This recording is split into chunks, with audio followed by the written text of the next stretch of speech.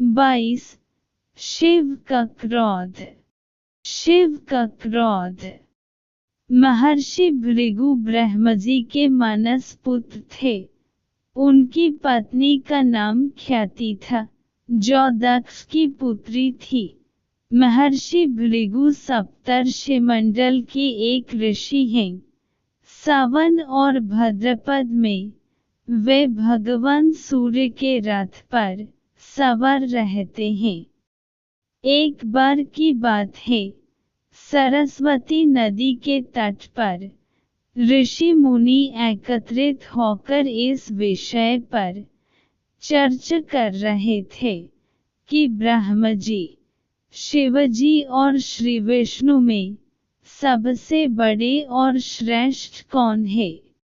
इसका कोई निष्कर्ष न निकलता देख उन्होंने त्रिदेवों की परीक्षा लेने का निश्चय किया और ब्रह्मजी के मानस पुत्र महर्षि भृगु को इस कार्य के लिए नियुक्त किया।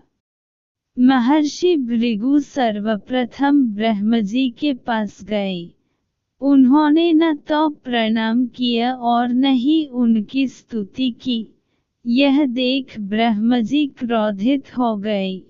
क्रोध की अधिकता से उनका मुख लाल हो गया, आंखों में अंगारे दहकने लगे।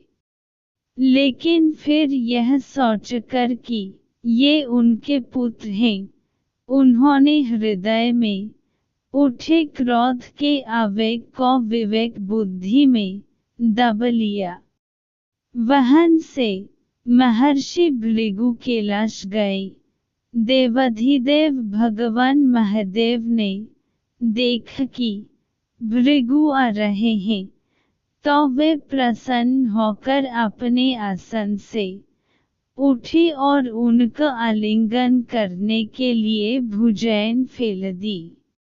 किंतु उनकी परीक्षा लेने के लिए भृगु मुनि उनका आलिंगन अस्वीकार करते हुए बोले, महादेव, आप सदा वेदों और धर्म की मर्यादा का उल्लंघन करते हैं।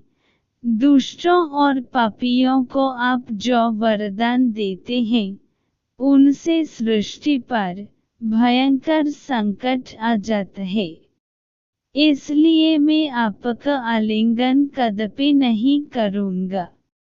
उनकी बात सुनकर भगवान शिव क्रोध से तिलमिला उठे।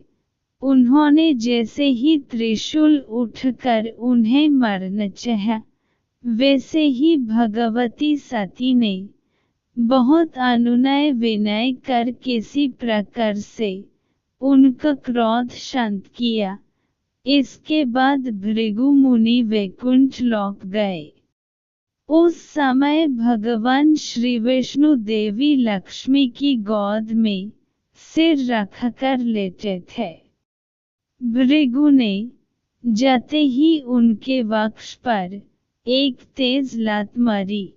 भक्तवत्सल भगवान विष्णु शीघ्र ही अपने आसन से उठ खड़े हुए और उन्हें प्रणाम करके उनके चरण सहलाते हुए बोले, भगवान, आपके पैर पर चोट तो नहीं लगी?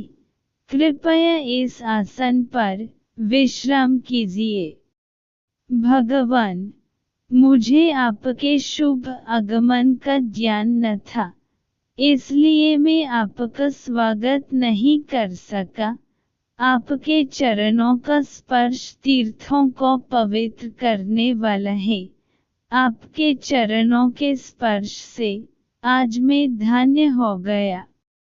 भगवान विष्णु का यह प्रेम व्यवहार देखकर महर्षि भृगु की आंखों से आंसू बहने लगे। उसके बाद वे ऋषि मुनियों के पास लौट आए और ब्रह्मजी, शिवजी और श्री विष्णु की यहन के सभी अनुभव विस्तार से कह बताया। उनके अनुभव सुनकर सभी ऋषि मुनि बड़े हैरान हुए और उनके सभी संदेह दूर हो गए।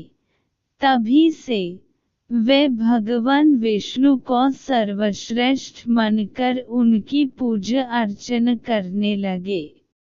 वास्तव में उन ऋषि मुनियों ने अपने लिए नहीं, बल्कि मनुष्यों के संदेहों को मिटने के लिए ही ऐसी लीला रची थी।